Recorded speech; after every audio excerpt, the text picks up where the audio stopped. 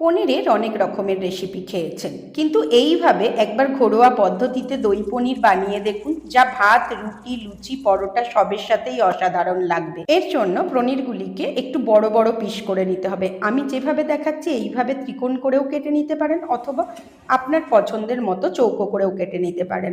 তারপর পনিরগুলিকে তেলের মধ্যে দিয়ে লবণ, হলুদ ও লঙ্কার গুঁড়ো ছড়িয়ে ভালো করে উল্টে পাল্টে একটু লাল করে ভেজে তুলে নিতে হবে। এবার ওই কড়াইতে পেঁয়াজ, আদা, রসুন, টমেটো, শুকনো লঙ্কা, কাঁচা লঙ্কা ও 7-8টি কাজু বাদাম হালকা করে ভেজে নিয়ে মিক্সির মধ্যে দিয়ে তাতে একটু পোস্ত ও চারমগজ দিয়ে একটা মিহি পেস্ট বানিয়ে নিতে হবে। এবার ওই পেস্ট, মিক্সি ধোয়া জল, লবণ, হলুদ, টক দই, কসুরি মেথি দিয়ে বেশ কিছুক্ষণ কষালে তেল ছেড়ে দেবে। তখন তার মধ্যে গরম জল ও চিনি দিয়ে ফুটে উঠলে আগে থেকে ভেজে রাখা পনিরগুলিকে দিয়ে ফুটিয়ে গরম মশলা ছড়িয়ে নামিয়ে নিলেই রেডি আজকের দই পনির।